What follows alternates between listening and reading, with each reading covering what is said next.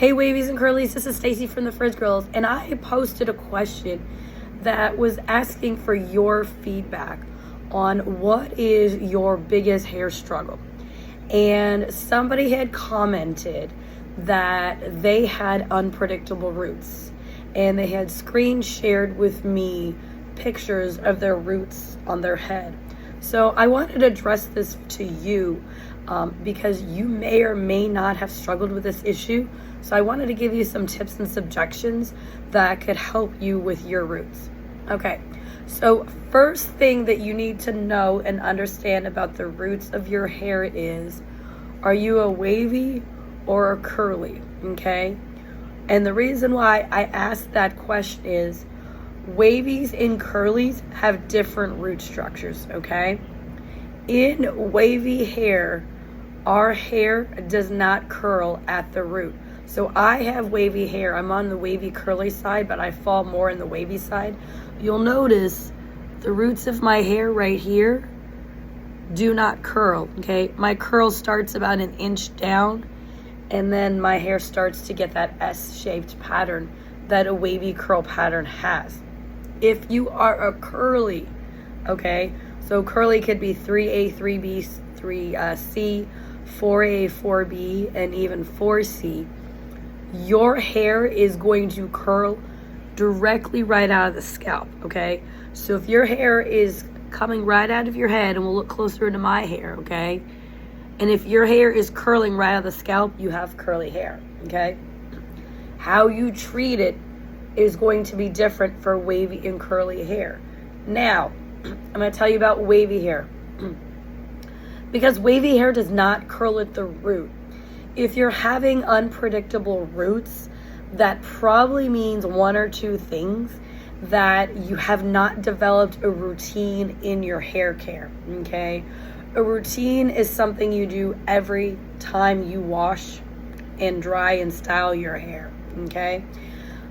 You have to, and this is going to sound really weird, but you have to train your hair, okay? I had to train my hair to go to the left of my face. So in all my videos, you'll see my hair will go, I have like this little wave pattern here, and my hair goes to the left of my hair. And I have a kind of a side part here. Sometimes it ends up in a middle part. I just have no control over the back of my head. It is what it is. But if you want to get into a side part, you're going to physically have to train your hair to go into a side part, okay? So if you want your hair to go into a middle part, you're going to have to train it. Now, if you are looking to have more volume in your roots because you want more volume, you're going to have to do a couple different things. One is you're going to have to get layers cut in.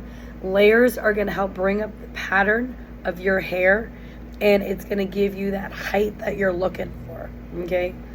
Another thing you're going to have to do is when you are drying your hair, you're going to have to either use root clips or some sort of clips to clip at your roots to pull the roots up, so that way when you're drying your hair, your roots have height, okay? Or you're going to have to use some sort of tool like a brush or a hair pick to lift your roots to get them to go higher. The last thing is, if you really, really want more height, you can also do what we used to do in the 80s and do some back combing teasing, where you back comb your hair and then you brush it over to get more volume in your hair, okay? And then also you have mousse. But if your roots are unpredictable, it's just the way that your hair pattern grows. So if you don't like your hair parted in the middle and you want to go into a side, you're going to have to train it. So you're going to have to part your hair wherever you want. So my part usually starts here. So when I have my hair cut, I like my hair parted this way, okay? Then the hairstylist will cut my hair this way, and then they'll cut it in the right shape, okay? So you actually have to train your hair, and you can't just do it once and expect results. It's kind of like if you want to start working out and you're not happy with the current shape of your body, and you're not happy with the current weight of your body, and you do not like the size of the clothes that you are currently wearing, and you decide this size is not good for me. I want to decrease the size of my clothing, and I want to go down a size or 2 or 3 or 4 sizes. There's nothing wrong with that, okay? There's nothing wrong with wanting the scale to go down, wanting to go down into a smaller size clothing, and wanting to change your body, okay? But when you're wanting to change your body and get to a smaller size, okay, you can't just go to the gym once, walk or run on the treadmill, and then lift a few weights, and then come home and expect to fit into the new size clothing that you want to go into. That's not how that works. You're going to have consistency. So you're going to have to make it a habit to go to the gym regularly, to walk or run on the treadmill, whatever works for you and your body, and you're going to have to lift the weights. And if you can't do heavy weights, you're going to start out with lighter weights, and eventually as those lighter weights become more comfortable to use, you'll continue to move up the weight.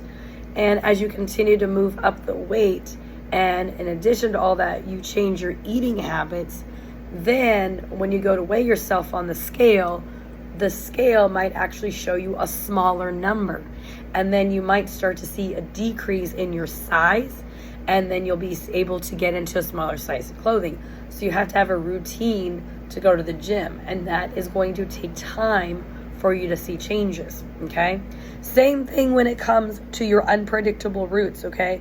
They're not going to, when you decide you're going to start wearing a side part for the first time after wearing a middle part, say for like 6 years, 7 years, your hair is going to constantly want to go back to that middle part because that's what it's used to.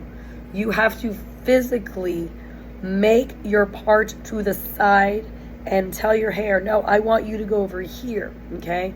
What's also going to help is cutting your hair to have that actual side part. So if you decide the middle part's not working and I want a side part, then you're going to have to add a side part.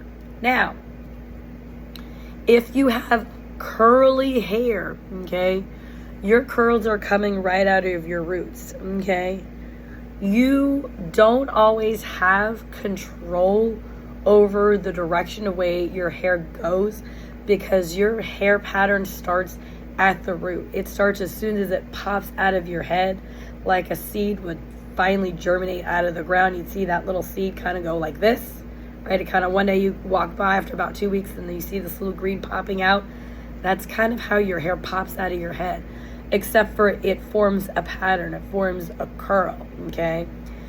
You can't always control where that curl is going, but with the proper cut and the proper styling technique, you can train your hair to go in the direction that you want. You are not going to have as much control over your hair in the direction for your roots as a wavy would, okay? Your hair is going to kind of go where it is and where it's going to stay. That's where it's going to stay. You might have a little movement, but it's going to be very little. Wavies, you're going to have to do a little bit more work, unfortunately. That's the nature of wavy, because you're not straight and you're not curly. You're in that in between. So you can kind of wear straight one day and you can kind of wear it curly one day, but then you've got that middle ground where you're like, oh my goodness, it's so unpredictable. So you're going to have to manipulate and train your roots to go into the direction. So I hope that question helped you answer. I answered that question for you. And if you're having trouble keeping track of how to train your roots or what you should or shouldn't do on a particular day, you need to go either to the TikTok shop or go to the link in my bio, www.thefrizzgirls.com, and grab my copy of the Hair Chronicles, A Girl's Guide's Hair Journal. This is designed for you to keep track of your hair, meaning on a wash day, okay? It will give you all the information, okay? The date, the time, the location, the weather, what type of wash you had, what shampoo, conditioner, a deep conditioner if you used one, a hair mask, a leave-in, any styling products you use, as well as your drying method. You can also put notes in here about what type of styling method that you used. So I parted my hair maybe 45 degrees instead of 25 degrees on my hair on the left side, and my hair held for about 5 hours and then it fell later on, okay? Or you can say, I had a middle part and then I had to use root clips to keep my hair in place to get the side part, okay? You can make all these notes here in this book. In the back of the book, I have 50 lined pages of just, I'm going to show it to you so you can see all the way back, of just notes. So if you're having problems or you want to focus just on styling or controlling your roots, you can put all that information in here and keep track of what you did. So that way when you go to wash your hair the next time or you go to do a refresh, your notes are here in this journal of what you did. Because I'm telling you right now, as someone who's Gen X, my brain does not hold information like it used to, and I have to write everything down, and if I don't, I will forget it. So this is a great tool that you need to have on your wavy curly journey, so that way you don't forget anything. It's actually written down. You can be like, oh yeah, that's right, I'm supposed to use these clips. So you can always go to the TikTok shop or click the link in my bio, or go to www.thefrizzgirls.com and grab the Hair Chronicles journal. I hope this helped you, and I'll stay tuned. You never know when I have more tips for you.